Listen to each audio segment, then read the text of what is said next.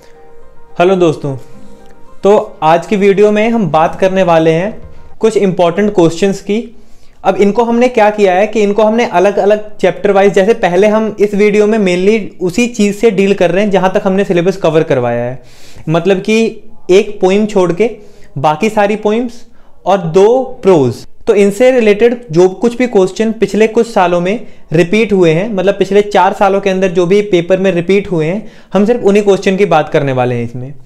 अब वीडियो शुरू करने से पहले 2-3 चीज़ें मैं आपको बता दूं कि जैसे ये इंपॉर्टेंट क्वेश्चन तो है, अब हम इसे इंपॉर्टेंट किस बेसिस पे कह रहे हैं कि ये पिछले 4 सालों में रिपीट हुए हैं, लेकिन इसका मतलब ये मत निकाल लेना कहीं से भी कि अगले साल भी सेम टू सेम ये क्वेश्चन आ सकते हैं। ये बस सिंपल एक एनालिसिस है, ये कोई भी कर सकता है, ठीक है, आप भी कर सकते हो। हमने भी वैसे ही किया है कि पिछले सालों के क्वेश्चन पेपर उठाए, पिछले 4 सालों के, उसको एनालाइज करके देखा कि कौन कौन से क्वेश्चन बार बार रिपीट हुए हैं। तो इस तरीके से सिंपल इसके अंदर हम इंपॉर्टेंट क्वेश्चन बता रहे हैं। लेकिन इसमें एक काम की बात यह है कि इन क्वेश्चंस के आने के सबसे ज्यादा चांसेस हैं। दूसरी चीज जो इनको एनालाइज करते हुए हम पता लगी है कि बहुत ही फॉर्चुनेट रहे हैं हम कि हमने जितनी भी वीडियोस बनाई हैं, अब इसे जिस भी तरीके से आप समझिए, हमने जितनी भी वीडियोस बनाई हैं उन सबके अंदर इन सबके आंसर कवर हो गए हैं, ठीक है। तो अगर आपने हमारी वीडियोस को अच्छे से देखा है तो आप इसके आंसर अटेम्प्ट कर सकोगे। और तीसरी एक इंपॉर्टेंट चीज और बता दूं कि चाहे आप मेरी वीडियोस देखिए, चाहे आप किसी की भी वीडियोस देखिए, सिंपल उस वीडियो पे रिलाई करके एग्जाम में बैठ जाना कोई बहुत मतलब सही चीज नहीं होती है। तो आप आराम से हमारी वीडियोस को देखिए, उसको एक बेस बनाइए चीजों को समझने के लिए, ठीक है।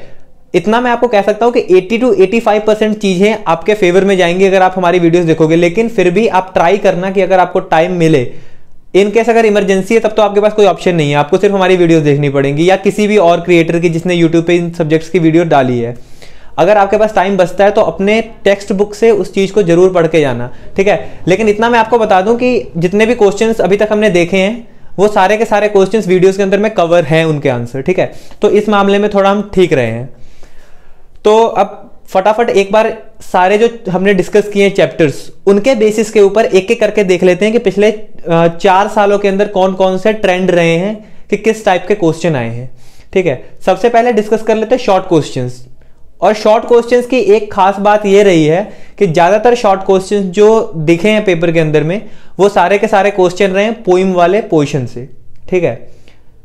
मतलब ये नहीं है कि हमेशा पोइम वाले पोर्शन से ही आएंगे, लेकिन अभी तक जो पिछले 4 सालों में पेपर में जो दिखे हैं वो पोइम के सेक्शन से ही आए हैं, ठीक है। जैसे कि अगर हम पहली पोइम की बात करें गीतांजलि की, तो यहाँ पे साइड में आपको स्क्रीन पे दिखेगा कि कौन कौन से क्वेश्चन आए हैं। जैसा कि पहला क्वेश्चन आया है, what are the only things that the poet does not wish to do, ठीक है। सेकंड क्वेश्चन आया है, what kind of poverty does the poet refer to. तीसरा क्वेश्चन आया है, explain how love can become fruitful in service. और चौथा question आया है, write the central idea of the poem. क्योंकि अपन पूरे क्वेश्चन को, हर एक क्वेश्चन को उसका आंसर बताएं आपको उतना मतलब पॉसिबल नहीं है, वीडियोस 4-5 घंटे की बन जाएंगी फिर तो वो चीज पॉसिबल नहीं है। तो हम क्या कर रहे हैं कि जैसे पहला क्वेश्चन ही आप लगा लो, एक क्वेश्चन इसमें से उठाया कोई भी, जैसे what kind of poverty does the poet refer to.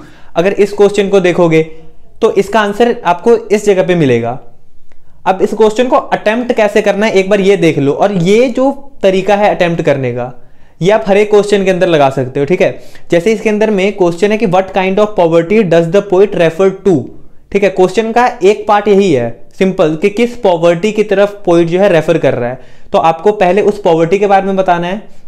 जैसे इसके अंदर वो स्पिरिचुअल पॉवर्टी की बात कर रहा है कि भाई मैं अंदर से गरीब हूं, ठीक है, इसके बारे में कह रहा है। अब शॉर्ट क्वेश्चन है तो आप ये एक लाइन बता दो और उसके बाद आप उसमें क्या चीज जोड़ोगे कि आपको कैसे पता लग रहा है कि वो इस चीज के बारे में बोल रहा है। तो सिंपल सी बात है, हमने पोइम के अंदर लाइंस पढ़ी हैं, हमको उन लाइंस के थ्रू पता लग रहा है, तो आप बस उन लाइंस को एक्सप्लेन कर दो उस एक लाइन के नीचे। या फिर आप इसका उल्टा भी कर सकते हो, आपने पहले उसको एक्सप्लेन कर दिया और लास्ट में आपने लिख दिया hence it is shown from the lines that the poet is referring towards the spiritual poverty, ठीक है। ये चीज आप यहां पे कर सकते हो। तो एक क्वेश्चन का मैंने आपको हिंट दे दिया, वैसे ही मुझे लगेगा कहीं और किसी का हिंट देना है तो मैं दे दूंगा, लेकिन आप मेनली इन 4 क्वेश्चंस पे देख लो कि ये 4 क्वेश्चन जो है पिछले मतलब 4 सालों में लगभग 3 बार तो रिपीट हुए हैं। और इसका मतलब ये है कि अगर जैसे कि 7 क्वेश्चन आ रहे हैं तो उन 7 क्वेश्चन में से कहीं ना कहीं एक जगह तो इसका मतलब इन चारों में से कोई एक क्वेश्चन तो आपको दिख ही जाएगा, चांसेस काफ़ी है। सेकंड हमने जो बात की थी फ्रॉम होम कमिंग की, तो फ्रॉम होम कमिंग में से भी हमको 4 क्वेश्चन मिले हैं जो रिपीट हुए हैं, ठीक है। वो कौन कौन से हैं? पहला है describe the mental and physical state of the speaker as he returned. अब होम कमिंग के अंदर में क्या होता है, जो पोइट है वो बाहर रहता है, यानी कि इंग्लैंड में रहता है, इंग्लैंड से अपने स्टेट में आया है, फिर अपने गांव में आया है, तो ये पूरी की पूरी physical state and mental state उसकी बतानी है, ठीक है, कि जब वो आता होता है तो वो किस तरीके का होता है, दिमाग में क्या कुछ सोच रहा होता है, ठीक है, जब वो आता है तो, और उसके बाद क्या क्या उसके साथ होता है, ठीक है। Second question, what has happened to the poetry and why. जो उसके अंदर वो बात कर रहा होता है कि भाई मैं तो ये सोच के आया था कि तमिल पोइट्री ऐसी है वैसी है, ठीक है, तमिल पोइट्री का जो हेरिटेज है वो बहुत बड़ा है, उसका जो पास्ट रहा है वो बहुत रिच रहा है, एक कंपोजिट कल्चर का रहा है, लेकिन अब यहां पर एकदम से क्या हो गया इस चीज के बारे में, ये भी पोइम के अंदर में रेफर है, अगर आपने पोइम अच्छे से पढ़ी है तो आपको उसके अंदर जरूर मिल जाएगा, ठीक है। थर्ड क्वेश्चन है why does the speaker recommend good newspaper, ठीक है, ये भी क्वेश्चन रिपीट है, जो उसके अंदर वो बात करता है कि न्यूज़पेपर को रेफर करता है कि अगर आपको आज के टाइम में अगर हमारी तमिल पोइट्री को या तमिल लिटरेचर को या तमिल लैंग्वेज से जुड़ना है या उसको पहचानना है तो आप कहाँ देखोगे? न्यूज़पेपर में। क्यों? क्योंकि न्यूज़पेपर जो है वो प्रेजेंट स्टेट को बताते हैं कि आज के जो सर्कमस्टांसेस हैं, आज का जो समय है वो क्या है। और जहां तक लैंग्वेज की बात है तो न्यूज़पेपर जब आप पढ़ोगे तो आपको न्यूज़पेपर के अंदर क्या मिलेगा कि जिस लैंग्वेज के अंदर लोग बात करते होते हैं, जिस लैंग्वेज को लोग समझते होते हैं, ठीक है, जिस लेवल की लैंग्वेज को लोग समझते होते हैं उसी लेवल की। फॉर एग्जांपल आप अपने स्टेट की लैंग्वेज को उठा लो, आपके जब मतलब हमारे जब बहुत पूर्वज होते थे उनके टाइम पर जिस तरीके की भाषा बोली जाती थी वैसी भाषा अब नहीं बोली जाती, तो जैसी भाषा अब बोली जाती है वैसे ही न्यूज़पेपर के अंदर में लिखता है। और जैसे ही न्यूज़पेपर को आप पढ़ोगे तो आपको आज के स्टेट के बारे में पता चलेगा कि आज हम किस पोजीशन में हैं, लैंग्वेज को लेके, लिटरेचर को लेके, सोसाइटी को लेके, किसी भी चीज को लेकर के, ठीक है। तो इसलिए वो कहता है कि न्यूज़पेपर को रेफर करो। अब इसी को आपको इलेबोरेट करके लिखना है, वो आपको कहां मिलेगा? अगेन इन द पोइम, ठीक है। फोर्थ क्वेश्चन है what is the reality of the poem, यानी कि पोइम जो है वो किस जगह के ऊपर लिखी गई है, सिटी, टाउन या विलेज, ठीक है, इसके बारे में बताना है। वो आपको कैसे पता चलेगा? जब वो आता है तो आने के बाद क्या होता है, वो सड़कें देखता है, सड़कों के ऊपर गाड़ियां देखता है, गाड़ियों ने पूरी की पूरी सड़क के ऊपर मतलब धुआं कर रखा है, रेत रेत है, मिट्टी मिट्टी है। तो इसका मतलब क्या है कि विलेज तो है नहीं, क्योंकि वहां पे बहुत सारी गाड़ियां हैं, पक्की सड़कें हैं, ठीक है, एयरपोर्ट से आता होता है वो, ठीक है, तो विलेज तो है नहीं, ठीक है, तो क्या हो गया, वो टाउन सिटी है, ठीक है, ऐसी चीज है। तो इसको आपको उसके अंदर एक्सप्लेन करना है, किसके बेसिस के ऊपर? जो पोइम के अंदर में लाइंस दी हुई है उसके बेसिस के ऊपर आपको एक्सप्लेन करना है। तो ये फ्रॉम होम कमिंग में से हो गया। अब नेक्स्ट पोइम है हमारी मिरियड विंगड बर्ड। तो मिरियड विंगड बर्ड के अंदर में क्या है कि इसमें 3 क्वेश्चन आपके जो रिपीट हो रहे हैं, ठीक है। एक क्वेश्चन है why does the poet compare the word to a dove, ठीक है, वर्ड को डव से क्यों कंपेयर करता है, एक क्वेश्चन, ये 3 बार रिपीट हुआ है। Next question how does the poet describe the word like a waterfall, ठीक है। अब मिरियड विंगड बर्ड पोइम याद रखना, मिरियड विंगड बर्ड के अंदर में क्या होता है, एक वर्ड है जो कि मतलब बहुत सारे उसके रंगीन रंगीन, उसके पंखों के अंदर बेसिकली बहुत सारे कलर्स हैं, ठीक है, बहुत मतलब कलरफुल उसके पंख है। तो उस बर्ड के बारे में है। तो वर्ड को डव से क्यों कंपेयर करता है? वो डव से इसलिए कंपेयर करता है क्योंकि डव जो है वो पीस का सिंबल है, ठीक है, और उसके जो वर्ड है बेसिकली उसकी जो पोइट्री है वो पोइट्री जो है वो पीस फैलाने का काम करती है, ठीक है। सेकेंडली वो जो पोइट्री जब वो लिखती है तो उसके लिए भी पीस का काम करती है, ठीक है, उसके दिल को तसल्ली मिलती है, खुश होती है, वो मन में शांति आती है उसके, तो इस हिसाब से, ठीक है। तो वर्ड को डव से इसलिए कंपेयर किया है क्योंकि उसके जो वर्ड्स हैं जो कि इवेंचुअली पोइट्री में कन्वर्ट होते हैं वो, और जो डव है ये दोनों के दोनों जो है वो सिंबल ऑफ पीस है। Next question how does the poet describe the word like a waterfall, ठीक है, ये भी आपको पोएम के अंदर मिल जाएगा। Do words come easily to the poet, quote the lines that give you the answer. उसके अंदर उसने बताया है कि वर्ड जो है वो मेरे पास बहुत ही आसानी से आ जाते हैं, मुझे कुछ मेहनत नहीं करनी पड़ती है। जब भी मैं लिखने लगती हूँ पोइट्री या अपनी पोइम जब भी मैं लिखने लगती हूँ तो वर्ड मेरे तरह इस तरह आते हैं, मतलब मेरे दिमाग में इस तरह आते हैं। उसमें कुछ एग्जाम्पल्स उसने दी है, ठीक है। आप जब पोइम पढ़िएगा तो आपको उसमें मिल जाएगा, इसकी मैं गारंटी लेता हूँ, ठीक है। ये क्वेश्चन भी बहुत बार रिपीट हुआ है। तो ये मिरियड विंगड बर्ड के 3 थे। अब नेक्स्ट है I know why the caged bird sing. तो ये वाली जो पोएट्री है I know why the caged bird sing, इसके अंदर जो है 1 2 3 4 क्वेश्चन जो है इसके अंदर रिपीट हो रहे हैं। क्वेश्चन है what does the caged bird sing about, ठीक है। केजेड बर्ड जो है किस चीज के बारे में गा रही है। तो I know why the caged bird के अंदर में एक फ्री बर्ड है जो कि व्हाइट कम्युनिटी को डिनोट करती है, एक केजेड बर्ड है जो कि जो वहां पे ब्लैक्स रहते हैं उनको डिनोट करती है। तो जाहिर सी बात है कि जो केजेड बर्ड है वो क्या फ्रीडम चाहेगी, तो वो फ्रीडम के सॉन्ग को जो है वो गा रही होती है। तो यही इस क्वेश्चन के अंदर में है, what does the caged bird sing about. Next है explain the term bars of rays. Question बहुत इंपॉर्टेंट है, 2 बार रिपीट हुआ है। Explain the term bars of rays, ठीक है, इसको बता देना।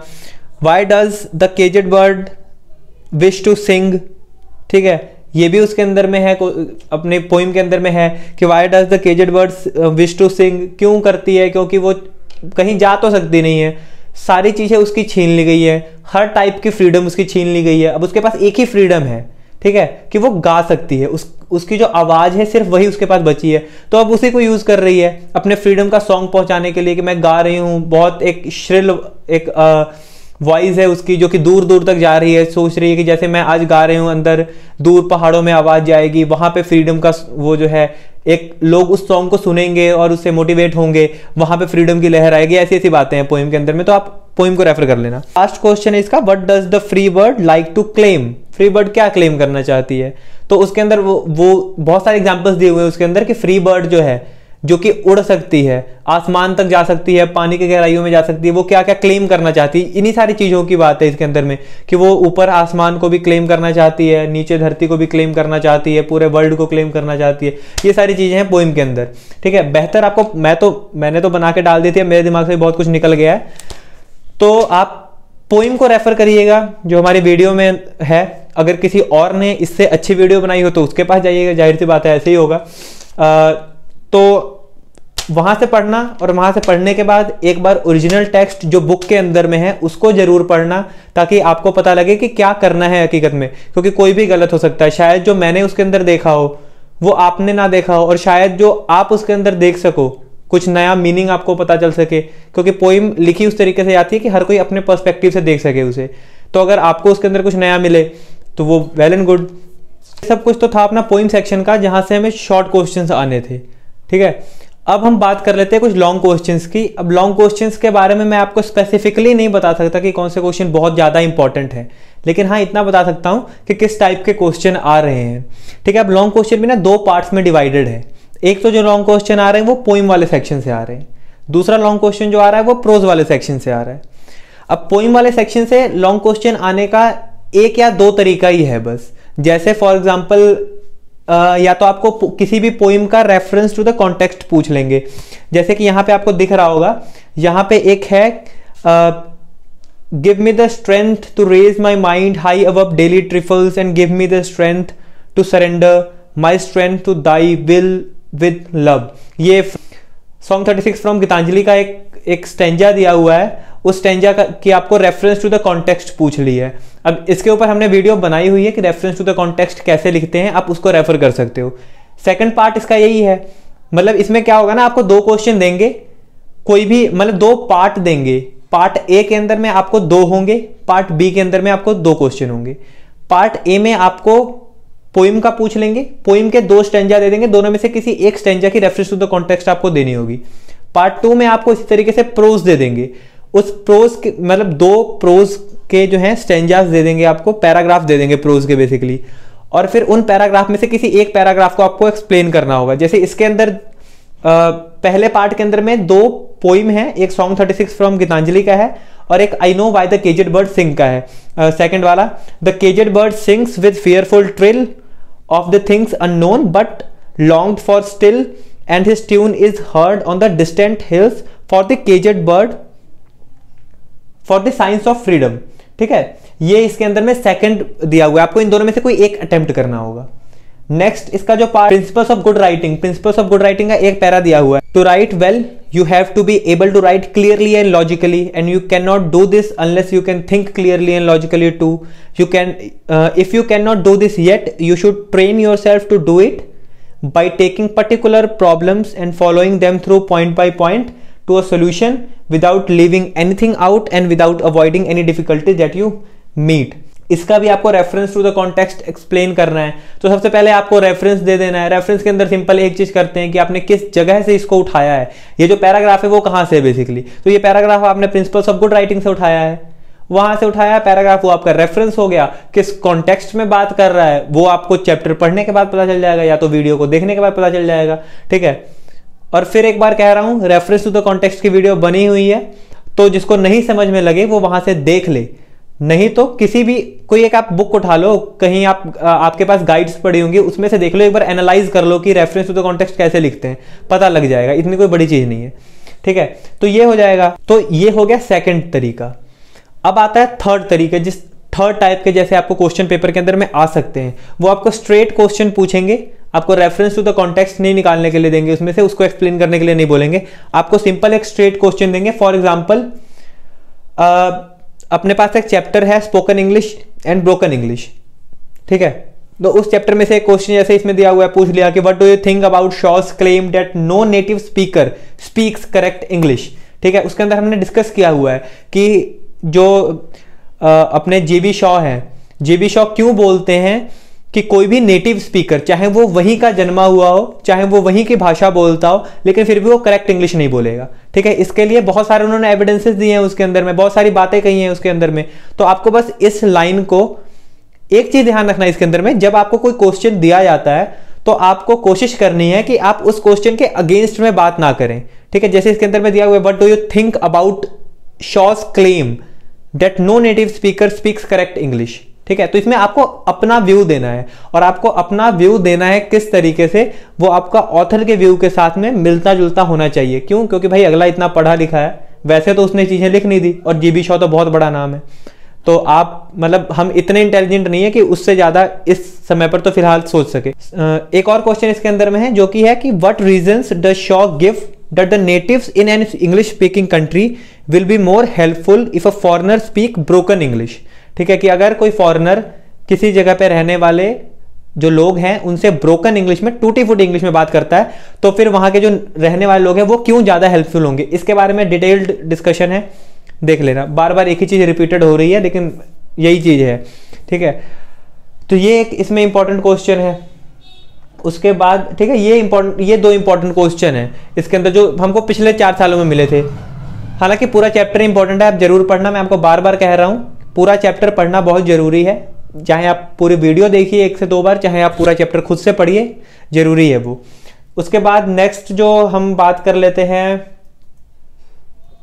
वो है कॉन्जुरर रिवेंज से आया है एक क्वेश्चन कि bring out humour in the story the conjurer revenge, यानी कि वो कॉन्जुरर रिवेंज जो स्टोरी है उसके अंदर ह्यूमर आपको कहां कहां मिल रहा है। तो आपको एक तरीके से इस पूरी के पूरी स्टोरी की समरी बतानी है। ठीक है, यही है इसके अंदर में। फिर उसके बाद में हमने इसके अंदर और इंपॉर्टेंट क्वेश्चन कौन कौन सा है, ये क्वेश्चन फिर से एक बार रिपीट हुआ है, bring out the humour in the story conjurer's revenge. ठीक है, तो ये क्वेश्चन बहुत इंपॉर्टेंट है, और इस पूरे के चैप्टर में सबसे ज्यादा इंपॉर्टेंट क्वेश्चन यही है कि bring out the humour in the story conjurer revenge. मतलब आपको इस तरीके से पूरे चैप्टर की समरी बतानी है। और इसके अलावा एक और क्वेश्चन हमको मिला है प्रिंसिपल्स ऑफ गुड राइटिंग से, जो कि है कि in what way is presentation important in good writing, कि गुड राइटिंग के अंदर में प्रेजेंटेशन कैसी होनी चाहिए, यानी कि आपको उसका जो इंट्रोडक्शन है या फिर उसकी जो बिगिनिंग है वो कैसी होनी चाहिए, उसका मिडल पार्ट कैसा होना चाहिए, और उसका जो कंक्लूसिव पार्ट है वो कैसा होना चाहिए। इस चीज के बारे में है ये पूरा का पूरा आंसर। तो मतलब कि आप प्रोज वाला पोर्शन आपको नहीं बता सकता मैं कि उसके अंदर कौन कौन से इंपॉर्टेंट क्वेश्चंस आएंगे, क्योंकि उसके अंदर लॉन्ग क्वेश्चन आना है, और लॉन्ग क्वेश्चन का मतलब कि उसमें किसी न किसी तरीके से, या तो इस तरीके से या उस तरीके से, आपको पूरा चैप्टर वो कवर करके दे ही देगा एक आंसर के अंदर में। तो बेहतर यही होगा कि आप पूरे चैप्टर की समरी अच्छे से पढ़ लो। सिंपल तरीका है, पूरे चैप्टर की समरी अच्छे से पढ़ लो, एक जगह पे देख लो कि उस चैप्टर का आपको रेफरेंस में क्या यूज करना है, साथ में आपको बना लो कि आपको उसके कॉन्टेक्स्ट में क्या, कॉन्टेक्स्ट में तो आपको जो आंसर पूछेगा आपको वही लिखना होगा, तो उसके रेफरेंस में क्या यूज करना है बस आप वो देख लो, चैप्टर की समरी पूरी कर लो, प्रोज आपका कंप्लीट हो जाएगा। वो किसी भी प्रोज पे लागू होता है। और बाकी एक चैप्टर तो है ही प्रिंसिपल्स ऑफ गुड राइटिंग, तो प्रिंसिपल्स ऑफ गुड राइटिंग के अंदर में यही चीज दिया हुआ है कि कैसे आप अच्छा लिख सकते हो। तो जब आप उस चैप्टर को अच्छा पढ़ लोगे तो आपको पता चल जाएगा कि कैसे लिख सकते हो, और जब कैसे लिख सकते हो तो नंबर तो आ ही जाएंगे फिर। तो ये चीज है। फिर लास्ट में कह रहा हूं कि किसी की भी वीडियो के ऊपर या उसके ऊपर आंख बंद करके भरोसा नहीं करना है। अपने जो टेक्स्ट बुक्स खरीदे हैं उस बुक को एटलीस्ट एक बार रीड तो करना ही है, चाहे आप वो इस व्यू से करो कि आपको सामने वाली वीडियो के अंदर जो बताया गया है क्या उस आदमी ने सही बताया है कि नहीं बताया है, उससे मैच करने के लिए करो चाहे, लेकिन करो जरूर, ठीक है। तो यही बताना था इस वीडियो के अंदर में। आई होप कि आपको वीडियो पसंद आई होगी। अगर वीडियो पसंद आई है तो इसी तरीके से वीडियो को देखते रहें, लाइक शेयर एंड सब्सक्राइब कर दें, क्योंकि बहुत मेहनत लगती है वीडियो को बनाने में। Thank you, have a nice day.